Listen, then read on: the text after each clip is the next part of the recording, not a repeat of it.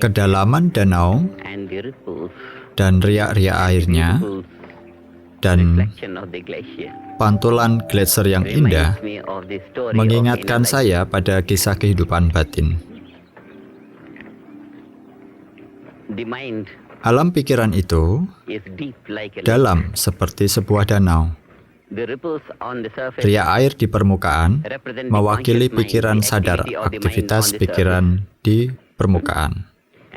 Dan seluruh kedalaman danau yang tenang, itu adalah pikiran bawah sadar yang tidak diberdayakan oleh ombak.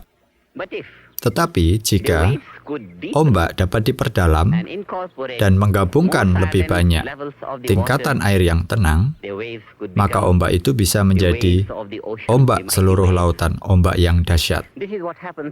Inilah yang terjadi dalam meditasi transendental.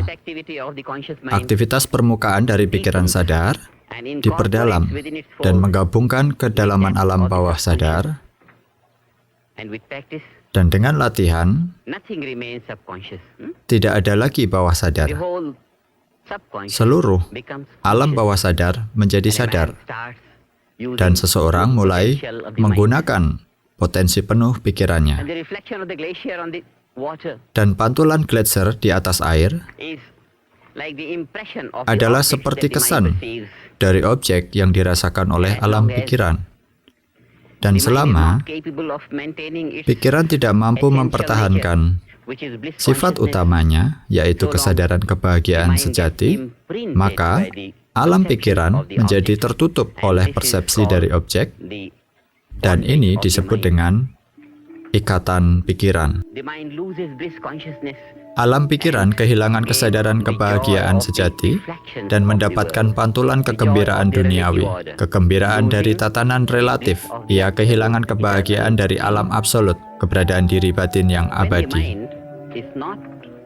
Ketika pikiran tidak mampu mempertahankan sifat utamanya, yaitu kesadaran kebahagiaan sejati, dan tertutupi oleh pantulan dari objek persepsi, maka hanya objek yang terlihat dan sang subjek seakan terhapus. Penghapusan sifat subjektif di dalam batin ini adalah kerugian yang besar. Itu adalah hilangnya kebahagiaan abadi yang digantikan dengan kesenangan sementara. Kehidupan seperti itu, di mana nilai materi mendominasi, disebut dengan kehidupan material. Dan sang jiwa dilupakan.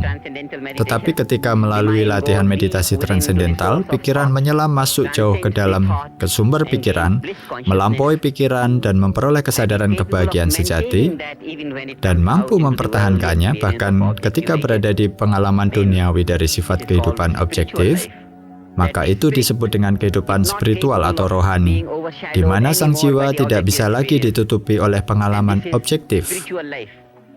Dan inilah kehidupan spiritual atau rohani, inilah kehidupan dalam kebebasan kekal, dan tanpa hal ini maka hidup berada dalam batasan, kerugian yang besar.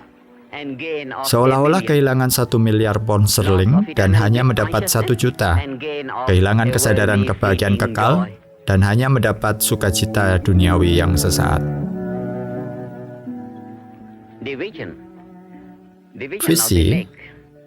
Visi tentang danau ini membawa ajaran besar tentang kehidupan spiritual atau batin.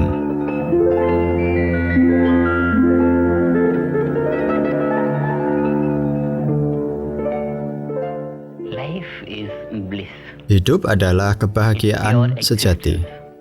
Itu adalah keberadaan murni, sama seperti halnya bunga yang sesungguhnya adalah sari getah. Berbagai lapisan perwujudan dari keberadaan murni, keberadaan diri murni, kesadaran absolut, kecerdasan murni, seperti inilah kehidupan. Dan ketika ia mengekspresikan dirinya, ia mengekspresikannya dalam lapisan-lapisan keberadaan, lapisan-lapisan energi, lapisan-lapisan kecerdasan, lapisan-lapisan kebahagiaan. Inilah kehidupan.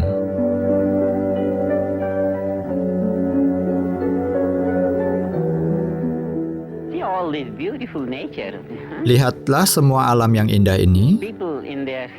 Orang-orang dalam suasana hati yang sedih dan sengsara, dalam kehidupan mereka yang stres dan tegang, bahkan jika mereka keluar ke alam yang indah seperti ini, mereka tidak dapat menikmatinya. Yang dibutuhkan adalah kebahagiaan sejati dari meditasi transendental, kegembiraan, suasana hati yang bahagia. Jika semua orang dapat berlatih meditasi transendental, mereka akan menikmati semua alam ini secara maksimal.